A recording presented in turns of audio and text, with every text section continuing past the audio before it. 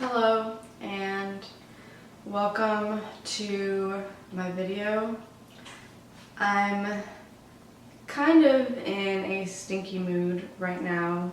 We're in my kitchen and I am going to make a cooking video, and I was just sweeping up, cleaning up a little bit, and we have roaches in the kitchen and I see them every once in a while. I've been seeing more recently. I am not afraid of roaches. It's not a new thing for me.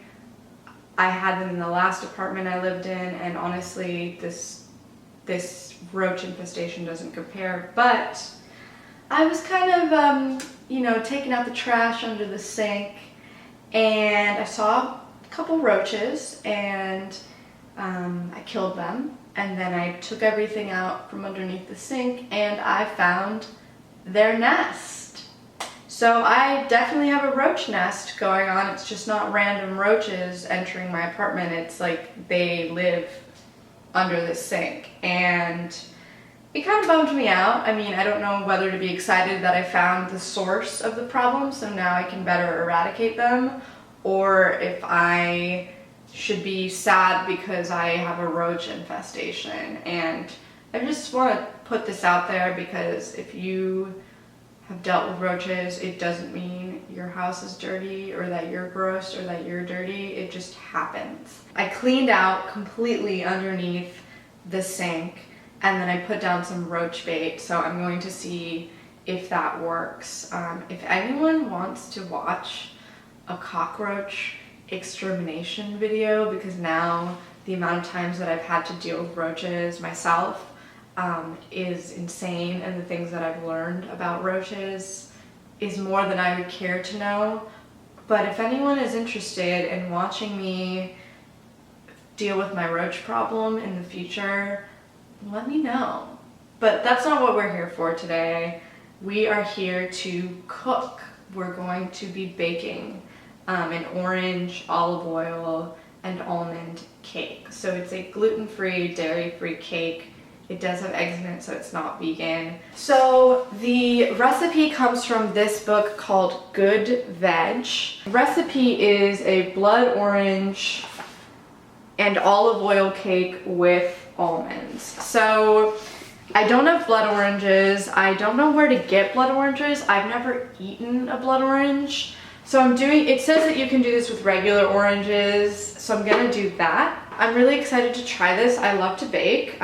This is a picture of what it should look like, so we're going to see if that happens. So it looks like I just want to boil the 3 oranges that I bought in a saucepan for half an hour. So I'm gonna do that first. I got these 3 navel oranges. I wasn't sure what type of orange would work best outside of a blood orange, but I'm not worried about it. It's a pretty simple recipe. It doesn't use that much, it doesn't have that many ingredients, so it should be fine. But here are my oranges.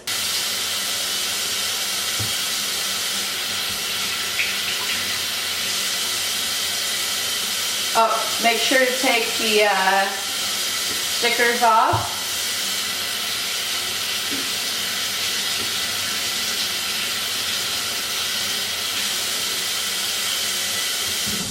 Here is my saucepan, and here are my oranges. I'm just gonna throw them in here, and I'm gonna cover them with water.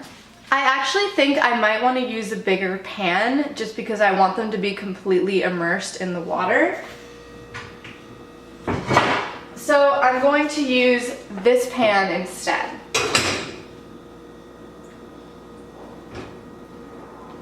I guess you can't totally see what I'm doing, but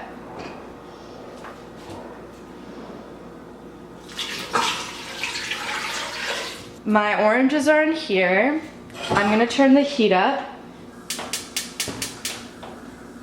It doesn't say whether or not to cover the actual pot, so I think I am gonna cover the pot, and I'm gonna bring this to a boil first, simmer it, and then I will come back in half an hour and we will check in. We are back, and this has been cooking for about 30 minutes. It's simmering. The oranges are in there. I think this bowl should adequately do it. And let's just make sure that they are soft. So I don't have a slotted spoon, but I do have this one. And the oranges feel pretty soft. So we're just gonna take them out, plop them in here.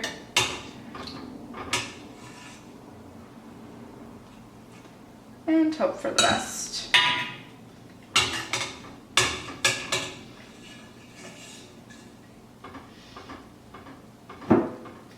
Okay. Now that I have my nice and soft oranges in this bowl, I am going to wait for them to cool, and then I will come back and we will continue with the recipe. Hello, welcome back to my video. It has been many hours and the sun has gone down, and we are back in my kitchen. I had to wait for my friends to get home so I could come and grab my food processor and take it back to my house so that I can continue with this recipe.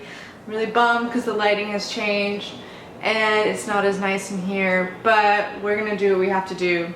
I'm also making some beef stew right now in this here pot. And I'm not gonna make a video for this, but it's cooking in there. It looks delightful. So that's gonna cook for about another hour. And I'm going to continue on with my recipe.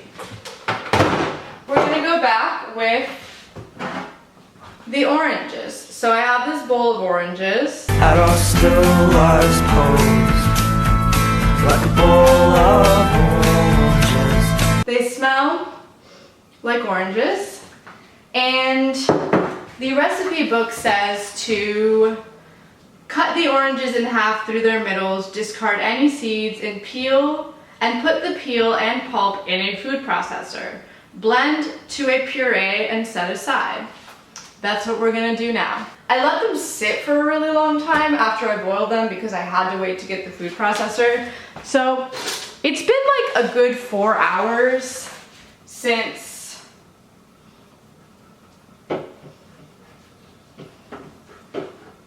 I started, but I think it's fine. So it doesn't look like they have any seeds, but I am just gonna double check and make sure. But they are nice and soft, really easy to peel, and just gonna throw that in there. I should probably actually lock this in to place and then put that in. It's really weird that you put the peel and pulp in, but really, am I gonna eat this peel? Is it not gonna be like super bitter? I'm worried it's gonna be really bitter, but whatever. It looks weird. I'm gonna trust the process and hope that they're not like molding or something.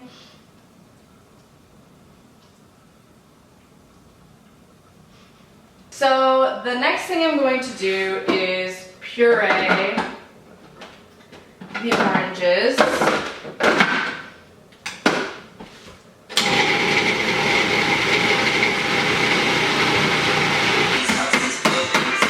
Then I asked him how he felt. He said, I think I'm cured.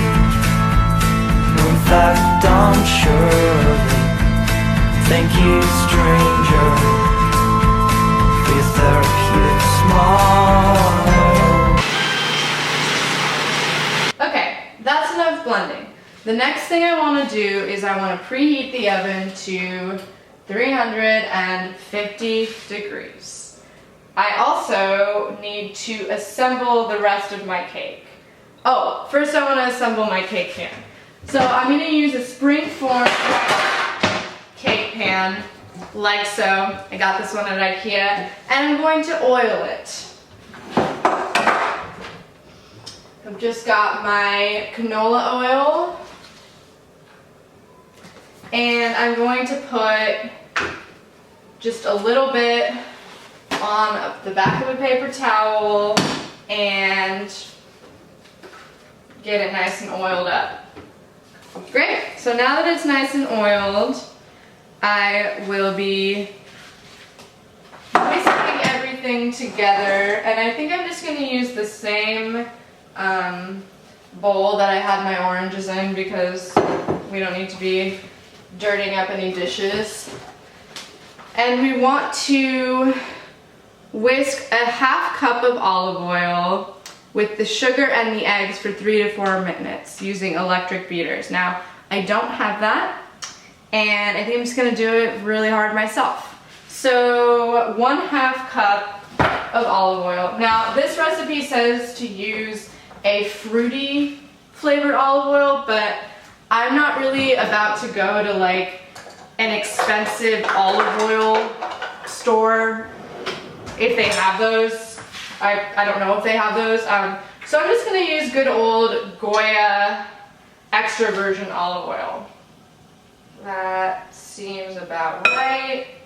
Throw that in. Sugar. It wants 3/4 of a cup sugar, and it wants raw cane sugar, and I actually had to go to the grocery store to get stuff for my stew, so I went ahead and bought raw cane sugar. I was just gonna use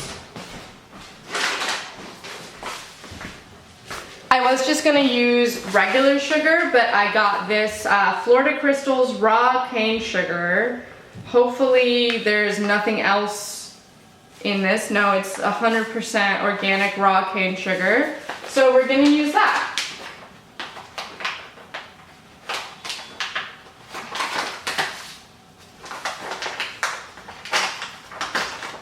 So 3/4 of a cup is it's basically just a cup, but I'm gonna use 3 of these 1/4 cup things to try and get it nice and precise. I'm not sure how precise of a recipe this is, but so 3 of these. 1, 2, 3. And now I need the eggs.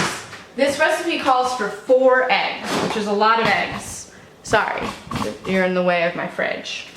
And I'm gonna go ahead and crack them in to the mixture itself, which is sometimes dangerous, but whatever.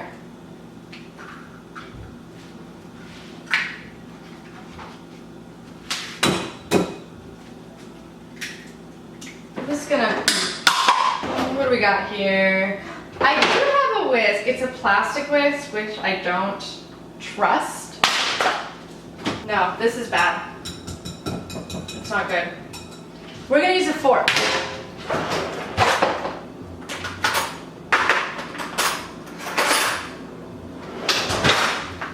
And whisk it together.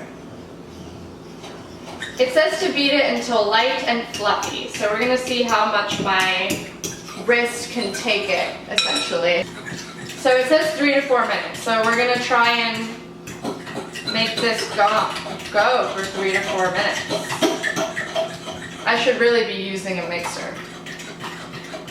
Then on the window near my bed, there was a loophole in my dreaming, so I got out of it. Okay, so I think we're gonna have some problems because I am not a machine and I can't get this light and fluffy probably. Like I probably want like a nearing meringue consistency or something, but my body can't handle that. My body can't physically do what an electric mixer can do, and I really should get one, but what are you gonna do? So I am going to give up in a second, and I'm going to add the almond meal and the baking powder. So I have this almond meal. My boob itches.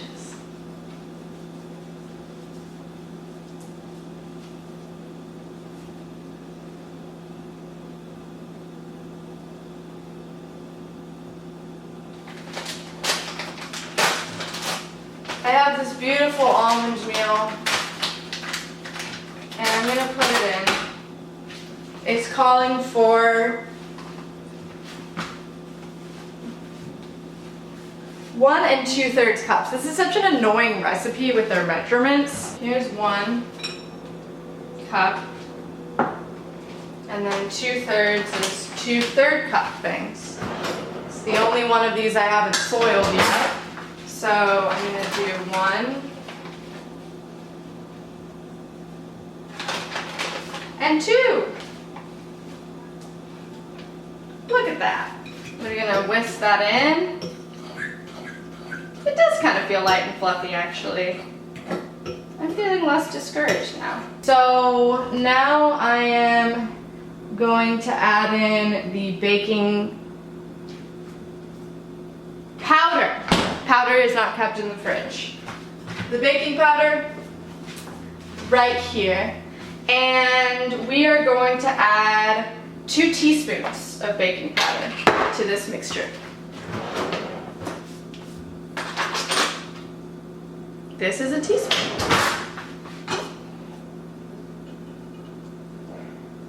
1, 2.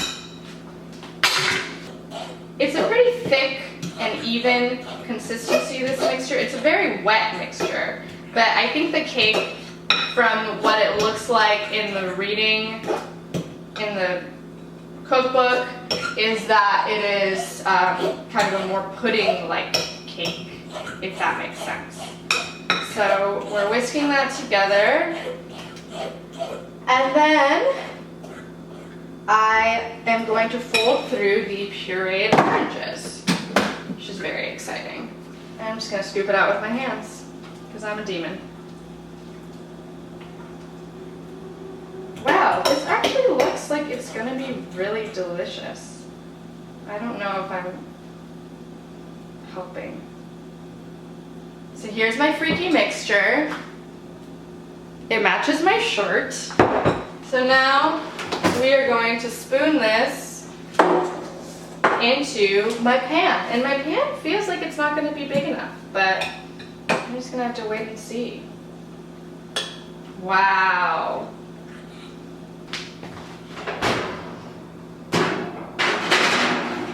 And set the timer for 55 minutes.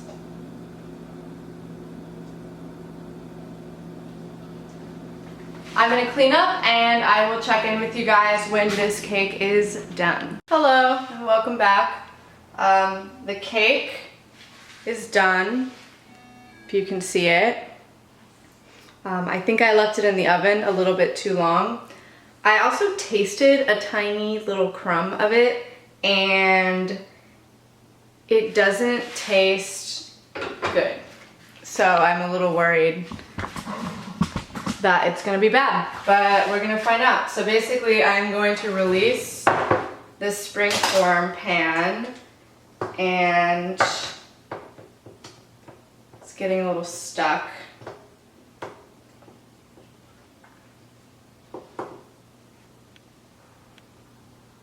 Oh no. Okay.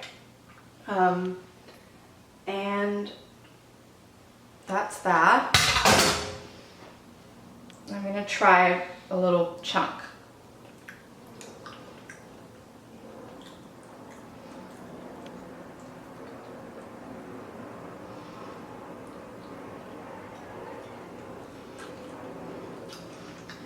Okay.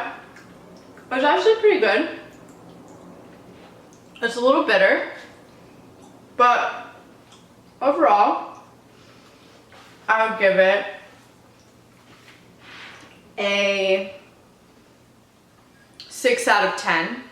I'm gonna serve it. I feel like it would taste good with ice cream or something milky, but I don't have any of that, so I'm just gonna eat a slice, and there you go. There is my not that appealing looking orange cake.